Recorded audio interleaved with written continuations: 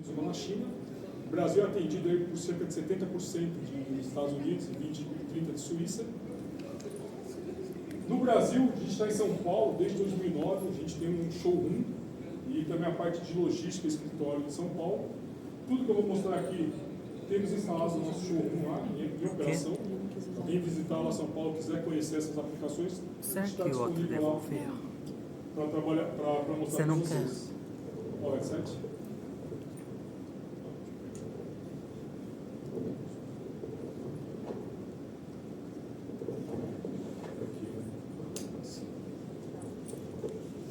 Alô, isso. Todos os anos a Belimo produz aí mais de 8 milhões de atuadores para sistemas de HVAC, tanto na parte de água gelada quanto atuadores de dumper. Composta por mais de 2.200 funcionários, estamos presentes em mais de 80 países e todos os continentes. E todos os anos ela reinveste em torno de 8 ou 9% do volume de vendas em desenvolvimento de novas tecnologias. Por isso que hoje ela é líder mundial na fabricação de dispositivos de campo e medição para sistemas de HVAC. Dentro do nosso portfólio, né, a gente vai ter a parte de ar, né, tanto os atuadores fire smoking, sensores atuadores convencionais, também a parte de detecção de gás. É uma linha nova da Belimo, depois eu tenho esse sensor ali na mesinha, mas se vocês quiserem saber mais, eu não vou detalhar ele hoje, mas a gente tem uma aplicação aí, principalmente para a linha industrial, desde monitores de gás para cloro, oxigênio, hidrogênio, nitrogênio, a gente tem uma linha bem grande de amônia.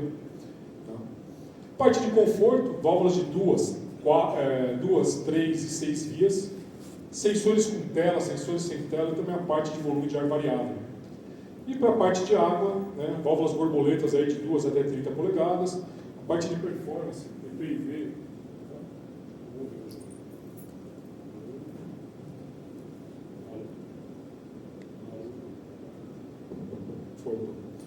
E também a parte de aquecimento, tanto para a linha de água quente quanto vapor, a gente temos atuadores e também sensores para essas aplicações. Todos os anos, né, de acordo com o Acordo de Paris, eles obrigam a gente a limitar e reduzir a emissão de gases que afetam o efeito estufa. E os edifícios, quando a gente fala de prédio comercial, hoje a gente tem uma outra demanda muito grande na parte de data center, mas os edifícios é uma parcela fundamental de sistemas. Eles chegam a consumir ali dos nossos recursos globais 40% da energia, 25% da água global e 40% dos recursos globais. E emite 1/3 dos gases de efeito estufa. E para que os edifícios possam contribuir com a diminuição do gás de efeito estufa, eles precisam se tornar o quê? Mais eficientes. E a gente vai ver como a gente pode fazer isso. De acordo com o LEED, de 33% a 40% do consumo de energia está dentro do sistema de HVAC de um edifício. E a gente tem alguns níveis de automação e como isso pode refletir na eficiência do seu sistema, na eficiência do edifício. Né? Considerar o nível A ali, você implantar um sistema de automação nível A, vai ter uma redução de menos de 55%, uma eficiência maior. Né? A parte nível B, 41%, nível C, 29%. Mas o que é isso? Né? Como que a gente pode atingir esses padrões? Os produtos Belimo, todos eles fazem parte de a gente chama de um programa chamado CESIM, que é o quê? Todo equipamento que a gente fabrica ou a gente disponibiliza, ele tem que estar envolvido em algum desses itens. Por exemplo, tem que gerar conforto, criar um conforto, melhorar o conforto, energia, contribuir para o quê? Para a maior eficiência de um edifício, de um local, segurança, principalmente quando a gente fala de sistema fire smoke, que é segurança para a vida, para as pessoas, monitores de gás, né, que está buscando ali um vazamento de gás, alguma coisa que possa colocar em risco. Instalação, isso é um item muito importante. Se vocês pegarem, principalmente a linha de sensores, são equipamentos específicos que têm uma facilidade de instalação. Todos os itens necessários já vêm no sensor, desde a parte de fixação em duto. E eu vou falar um pouquinho mais desses itens que a gente tem na linha de sensores. E também manutenção. Se nós pegarmos as válvulas da Belimo, são livres de manutenção. Sensores, por exemplo, sensores de CO2 tem a tecnologia NDIR, que é o quê? Não é necessário fazer a calibração. Então, todos os nossos equipamentos são voltados para essa parte de eficiência, conforto, segurança e facilidade de manutenção. Eu tinha falado, né, como que a gente pode atingir um nível ali, impactar 20% da nossa eficiência, melhorar 20% da nossa eficiência do sistema. Dependendo do nível de upgrade que você faz, do nível de automação que você implanta, você pode dar um up ali para 35%, ou também chegar em 55%. Eu quero ficar nos 20%. O que eu posso fazer que vai te trazer 20% de melhoria, de eficiência? Utilize sensores set points para economizar energia. A gente parece extremo, mas tem obra que a gente não tem a parte de sensoriamento. Ou a gente ainda trabalha com sistemas sem balanceamento, que eu vou falar um pouquinho mais. Então e principalmente, calibração. Eu já peguei obra que o sensor ambiente estava com erro de 3 graus. 3 graus no sistema de conforto, você está totalmente fora da sua faixa de trabalho. Substituição e atualização dos seus dispositivos de campo. Né? O que? A gente sabe que ao longo do tempo vão surgindo novas tecnologias, vão surgindo opções melhores ali para você melhorar a eficiência, o consumo do próprio equipamento como de todo o sistema. E a gente tem que estar atento a isso. A gente pega às vezes uma obra que está com uma instalação de 20, 30 anos, ela está com 20, 30 anos de atraso de evolução do sistema. Fechar a lacuna de desempenho e gerenciamento do Delta T. Isso aqui eu vou falar um pouquinho mais para frente, né? Como que o Delta T impacta não só no desempenho, mas também na carga disponível para o seu sistema. Né? Como isso pode bloquear o rendimento do seu sistema. E 35%, eu quero atingir os 35%. Evitar vazamento de válvula de controle. Isso é um item que muitas vezes a gente não vê. Né? A gente tem uma válvula de controle, lá, uma válvula de eletrônica, né, para fazer esse controle, e você não vê que ela está dando passagem, 10%, 15%, 20%. Isso gera não só o desconforto térmico, mas também gasto com bombeamento. Né? O conforto térmico impacta diretamente. Num dia frio, num dia que você não precisa de uma demanda tão grande, ou que o local não necessita de uma demanda tão grande, você tem um controle ruim. Isso impacta não só no conforto dos usuários, mas na eficiência do seu sistema. Utilizar o poder dos dados. Hoje, muitas coisas, muitos equipamentos possuem o quê? Nuvem, possibilidade de leitura de dados em tempo real, armazenamento de dados. Mas o que você faz com isso? Não adianta você ter um monte de dados se você não transforma isso em informação. Né? Então você tem que buscar o quê? Melhorar.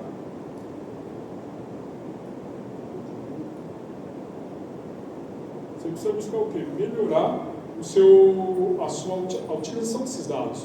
O mais difícil você tem, que é o item que faz a captação, faz o acumulado de dados. Se você não utilizar isso, não tem por que investir nisso. Né? Evolução para um sistema independente de pressão, isso é básico. Hoje, se nós pegarmos uma obra, se pegar um sistema de água gelada, tem a primário, constante, secundário variável, primário, secundário variável, o item mais importante é o quê? Você tem balanceamento estático. Balanceamento independente de pressão. O balanceamento estático ele foi muito utilizado no passado, quando nós não tínhamos a opção de independente de pressão. Mas hoje ele caiu em desuso. Né? Ele é um sistema que já não tem mais a eficiência do sistema, está diretamente relacionada ao balanceamento.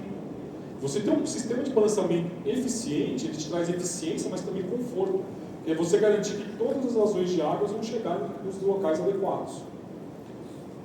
Para atingir 55%, mudar para um sistema de fluxo variável. Eu falo, hoje a gente já tem, a grande maioria do sistema já nasce com primário variável, quando é possível, o primário e secundário. Quando a gente trabalhava com balanceamento estático, o sistema de válvula 3 vias, isso já é um sistema que está totalmente em desuso. Por quê? Se o sistema de válvula 3 vias, o seu sistema de distribuição é constante, vazão constante. A bomba está sempre a 100%. Se ela está sempre a 100%, ela está sempre consumindo o máximo de energia. Ao mesmo tempo, você tem síndrome do baixo delta T, o seu chiller sofre com isso. Então você acaba o quê? Perdendo eficiência, não só na distribuição de água, mas também na geração de água. Eu vou falar um pouquinho mais detalhadamente. Implementar tomada de decisão com base em dados, aquilo que eu falei anteriormente. Se você tem dados, se você tem opção de dados, tem equipamentos eficientes, você precisa transformar isso em informação, não só dados, não só leitura. Saber como usar. E aproveitar a ventilação controlada por demanda. A gente muitas vezes já ouviu falar, a regulação de ar é carga térmica. Não, é necessário, a gente vai ver o porquê. Mas é muito importante você colocar a quantidade exata de ar. Se você colocar em excesso, pega um mês que é muito quente, 35, 40 graus lá fora, colocar isso com excesso, você está jogando, realmente você está criando uma carga térmica que não era necessária. E como você faz isso? Mensurando, medindo, fazendo o controle disso. E aí a Belimo ela fez um estudo com os principais projetistas instaladores do mundo e eles definiram 7 principais pontos para você garantir o quê? Uma qualidade do ar, um sistema eficiente dentro de uma instalação. E se nós considerarmos o quê? Hoje a gente chega a passar 90% do nosso tempo em ambientes fechados, ambientes climatizados. Se pegar o carro, se pegar a escola, a faculdade, o escritório, a sua própria casa, você chega a ficar 90% do seu tempo dentro de ambientes climatizados. E o ar-condicionado, o sistema de ar-condicionado, ele é responsável por 16% do consumo global de energia e emissões de gases de efeito estufa. E a Belimo tem que nossos produtos eles conseguem impactar em até 55% na sua eficiência de automação, de acordo com a implantação que você faça, o investimento que é feito. E aí, quem nunca ouviu falar na síndrome do edifício doente, quem nunca viu um local que as pessoas, quando chegam lá, falam, nossa, o ambiente me deixa mal, eu fico mal quando venho para cá, não me sinto bem. Isso a gente chama de síndrome do edifício doente. O que é isso? São locais que você tem, quando você acessa ele, quando você trabalha dentro desse local, você começa a ter o quê? Dor de cabeça, irritação nos olhos, nariz, garganta, tontura, dificuldade de concentração. E segundo o OMS, esse é um ponto importante. 30% dos novos edifícios, não é do que existe, é 30% do que nasce, já nasce ruim, já nasce com problema. Que vai ter um problema de síndrome de edifício doente. Então a gente está falando, essa é uma obra desatualizada, é uma obra antiga, não. É uma obra nova que já nasce com problema, principalmente no projeto. E todos os anos a gente perde mais de 200 bilhões de dólares com problemas relacionados à síndrome de edifício doente. Desde a parte de rendimento da equipe, de afastamento por doença. Né? E uma equipe, uma pessoa, ela chega a perder 2% da produtividade dela devido à má qualidade do ar. E a má qualidade do ar não é um ar contaminado só, a gente tem que pensar também no quê? No condicionamento, na temperatura, na umidade, né? Aquele ambiente que está com uma temperatura adequada, mas a umidade muito alta, vai gerar desconforto, ou muito baixa. Como que isso vai impactar? A gente já vai ver. E projetos de edifícios verdes, né, os LEEDs, eles têm em média 5% menos de doenças relacionadas à síndrome de edifício doente. São edifícios que buscam o quê? Eficiência, mas também a qualidade do ar. Segundo o NIOSH, indicou que 52% dos casos do edifício doente são relacionados à ventilação inadequada. Então a gente às vezes pensa que é um problema muito grande, mas assim, o ajuste da ventilação, a calibração desse sistema, ele já é o suficiente para você corrigir 52% dos casos. É muita coisa, né? Que você consegue corrigir de forma fácil.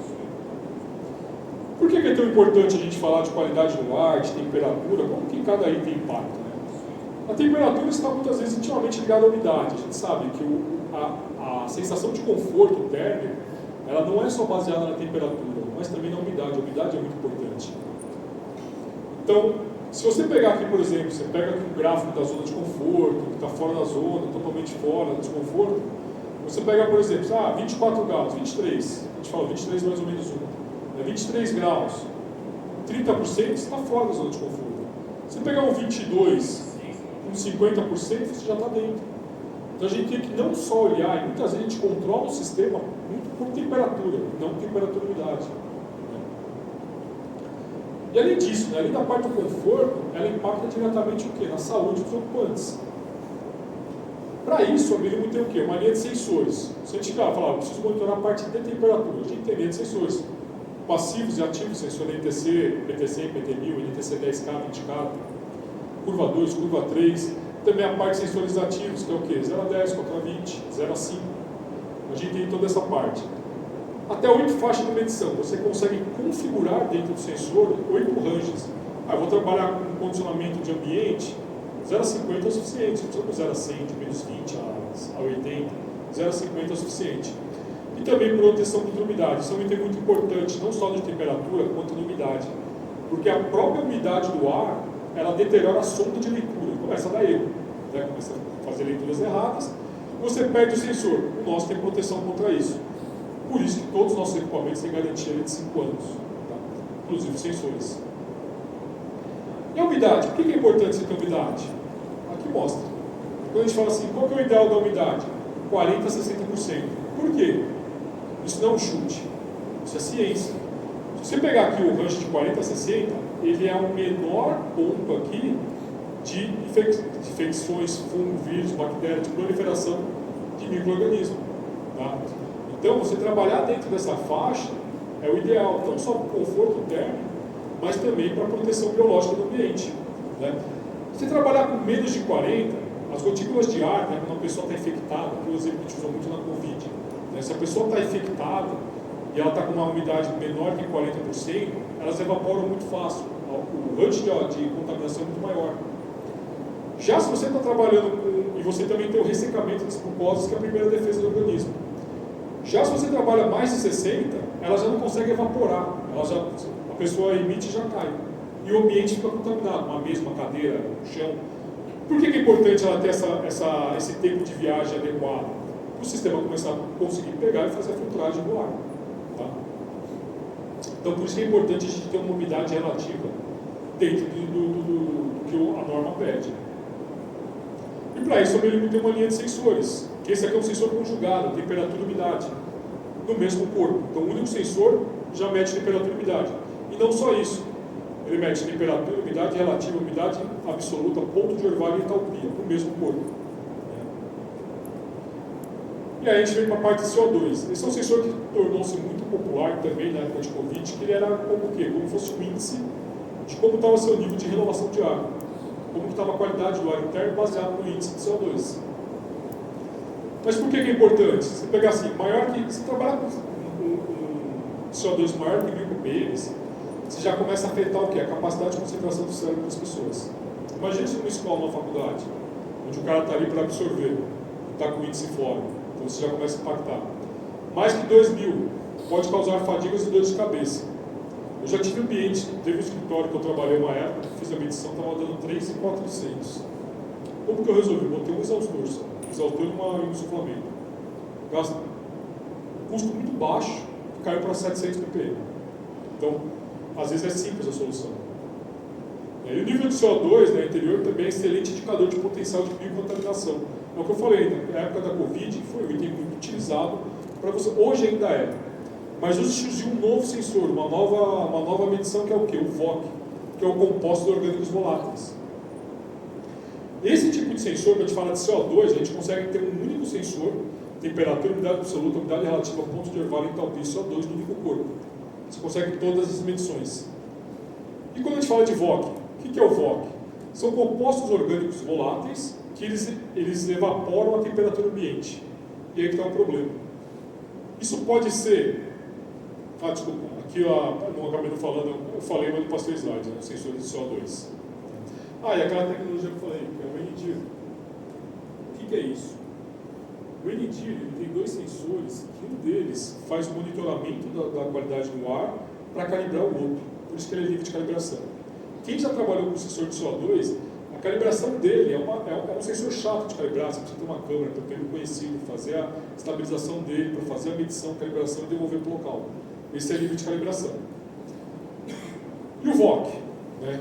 Que, conforme eu falei, compostos orgânicos voláteis, né? Eles podem estar desde um perfume, produto de limpeza, carpete, cola, tinta, móveis novos, tudo que pode emitir VOC. Às vezes até um carro novo, aquele cheirinho de carro novo, muitas vezes são VOC. Tem gente que entra no carro novo e tem problema de ficar com dor de cabeça, mal-estar, tem VOC. Né? E ele é essencial você medir, mas são vários itens. Então você não mede cada VOC. O que você faz? Você mede o geral. Você sabe que algum produto está fazendo mal. E ele te gera esse alarme. Ele sobe o nível de VOC, de concentração. E esse tipo de sensor, ele pode causar desde uma dor de cabeça, alergia cutânea, irritação no olhos, nariz, garganta, falta de ar, fadiga, tontura.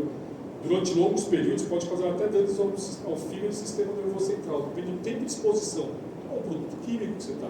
Né? Então você tem um monitoramento para quê? Para você ter uma lógica de renovação, uma lógica de exaustão, para fazer a diluição de ar do ambiente. É muito importante. Hoje a gente tem bastante aplicação disso em bancos, né? Porque banco, ele não quer perder a produtividade funcional dele, ele quer em tempo real, tem medição de CO2 e medição de VOC. Por quê? Para garantir a qualidade do ar e o melhor rendimento da sua equipe. Tá? Olha lá, pode encontrar onde? Repelente, produtos de limpeza, maquiagem, cosmético, pesticida, roupas lavadas a seco, tintas, móveis. Então são muitos produtos que podem gerar o VOC e contaminar o ambiente. E a vazão de ar? A vazão de ar é outro item que está relacionado diretamente ao conforto térmico dos usuários. Quem nunca ficou embaixo de um ar-condicionado, estava insuflando direto ali a 10 graus, 12 graus que seja, por causa de desconforto, dor de cabeça, sei lá, vou mudar de lugar. Você vê principalmente em cassete, que o cara coloca aquele difusor ali para não jogar direto. Isso é o quê? Uma distribuição de ar. E o correto funcionamento do sistema está relacionado ao quê? Ao fluxo de ar, à vazão de ar que você precisa do sistema, mas também garantir que a velocidade do ar esteja adequada. E para isso você faz o quê? Caixa VAV, controle de ar variável. Como que a gente faz? E além disso, o que é mais importante? Você garantir o balanceamento do sistema. Você trabalhar com volume de ar variável, né, com uma caixa VAV, você vai ter, além da vazão exata para cada boca, para cada distribuição, garantir o balanceamento de todo o sistema, evitar um excesso. Porque o excesso de ar pode causar desconforto, consumo de energia, porque você está com uma ventilação acima do ideal, mas também você pode gerar desconforto térmico, ruído nas grelhas. Né? E também você pode fazer o quê? Controlar a renovação de ar, o que está entrando de ar, conforme o seu projeto. Para quê? Para garantir que você não está aumentando nem diminuindo, ou vai conseguir dosar esse sistema de acordo com o seu projeto, nem excesso e nem falta. Você nem prejudica a qualidade do ar, mas também não prejudica a carga térmica do ambiente. Né? E você garante o quê? A correta renovação e o correto insuflamento, você garante o quê? Que todo o ar contaminado da sala vai ser removido, você não vai criar zona morta de ar, você vai ter a flecha adequada, a velocidade do ar adequada, quantidade de ar adequada. Isso é importante para o consumo térmico, mas também para a parte de saúde do ambiente. E aqui que eu falei, a velocidade do ar impacta diretamente no conforto térmico, né? Então é muito importante a gente conseguir dosar o ideal, né? A vazão de ar ideal e a velocidade também. E a Beribo tem duas soluções para a caixa VAV. Essa aqui é uma solução nova, relativamente nova, vai trabalhar com duto circular de 4, 5 ou 6 polegadas. O que é isso? Pensa assim, você tem um pedaço de duto circular, você quer transformar numa caixa VAV, você coloca esse item. Por quê?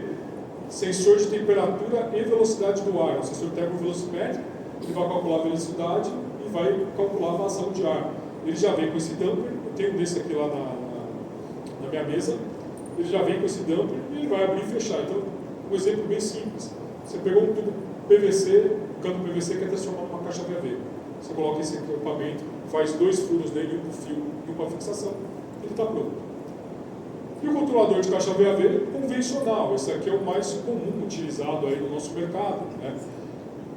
Pega o diferencial de pressão do sistema e vai calcular o quê? A vazão da caixa e a vazão de ar do sistema.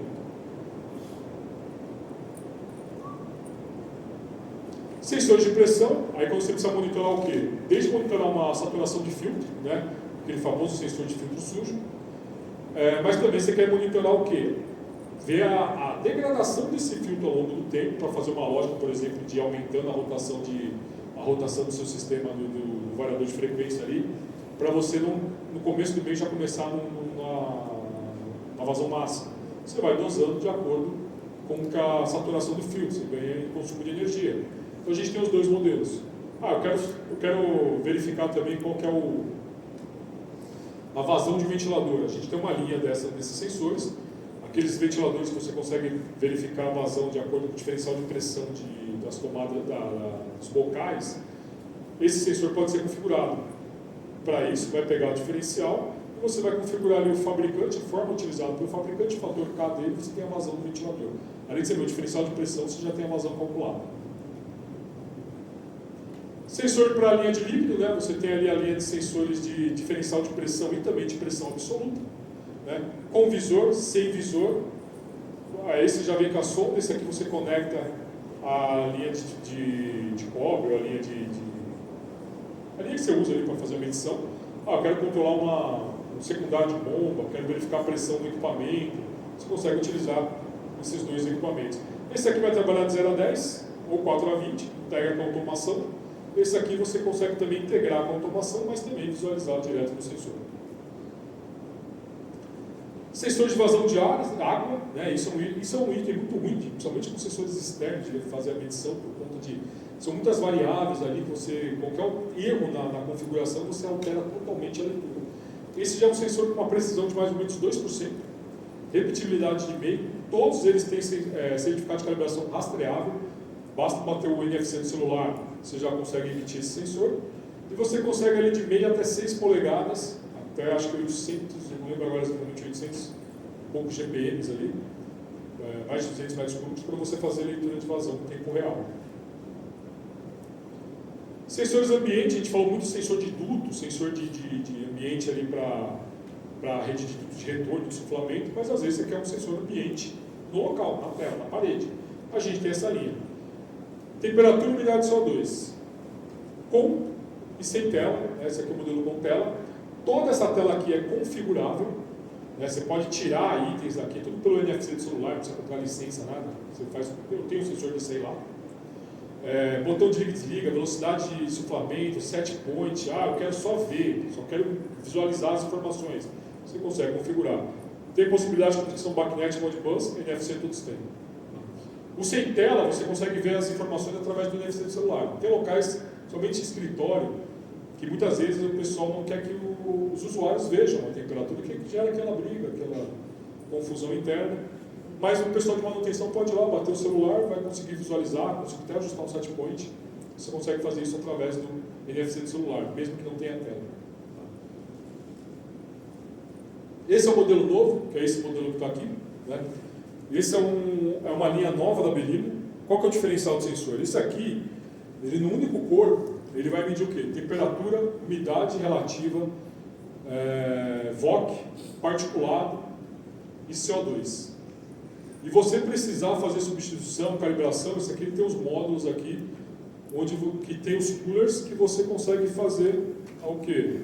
A substituição.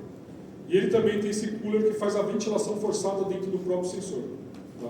Então isso aqui facilita bastante para garantir uma leitura mais rápida ali. Tem histórico, né? Todo histórico aqui era quando vocês estavam lá, vocês foram para o lanche. Lá na área, lá deu uma subida no CO2.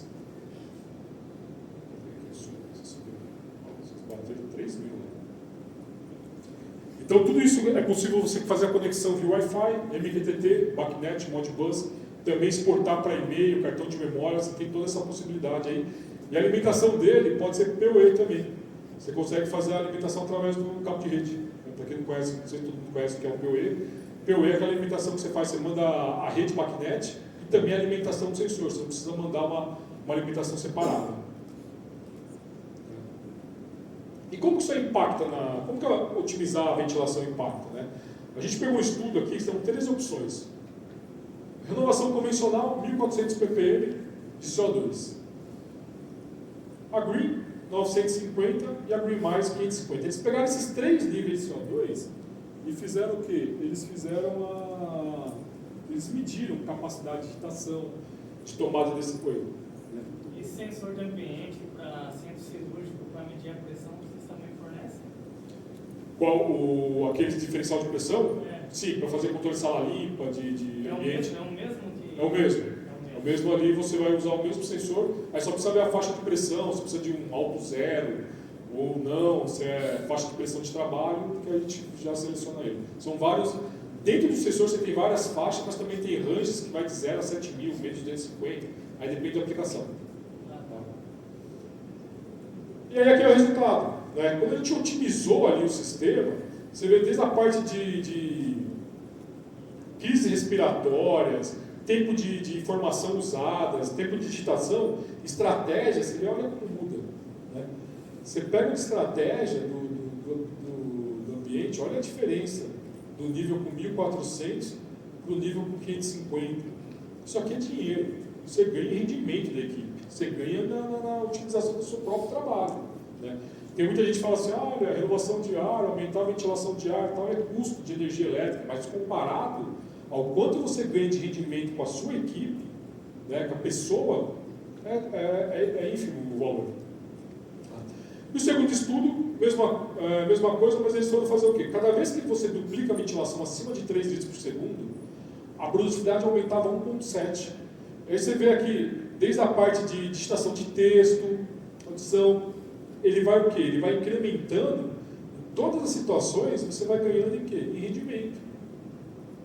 Então, renovação de ar, a gente negligencia a renovação de ar, mas ela impacta diretamente na operação sua, no seu sistema, nos seus funcionários, na sua qualidade do ar também. E a gente falou bastante de qualidade do ar, mas para você ter uma qualidade do ar boa, uma qualidade do ar dentro do que você precisa, a gente muitas vezes esquece o quê? De falar da água gelada. Né? Porque se você não tem uma água gelada constante, quando a gente fala de gerenciamento delta T, o que é importante? Você tem um sistema constante, uma temperatura de serpentina constante, onde você consegue fazer a desumidificação do sistema de forma razoável, de forma boa, né, excelente, mas também buscar economia de energia. Né?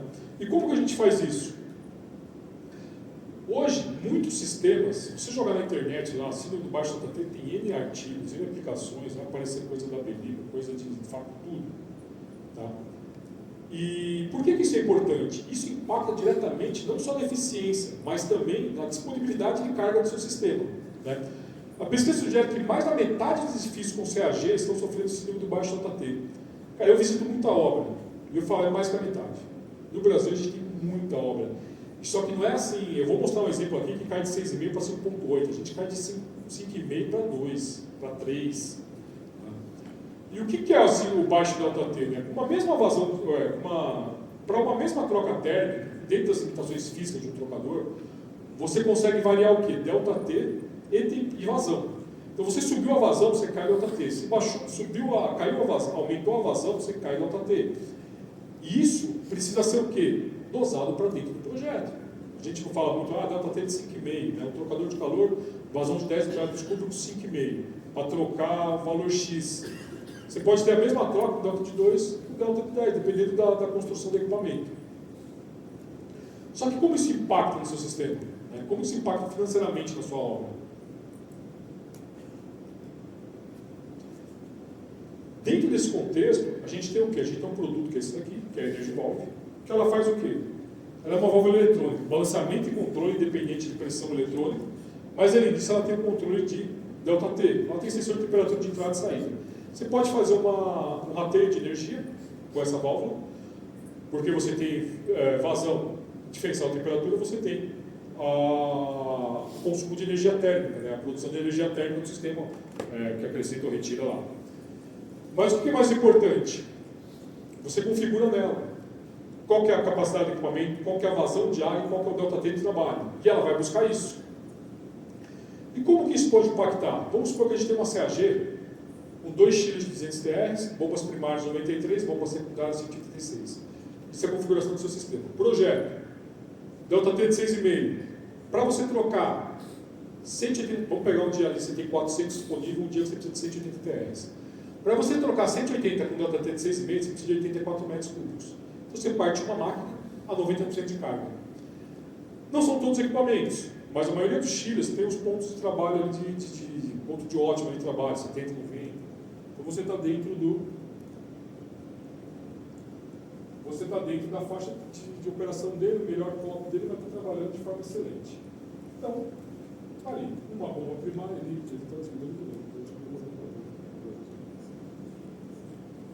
ele vai trabalhar dentro do projeto.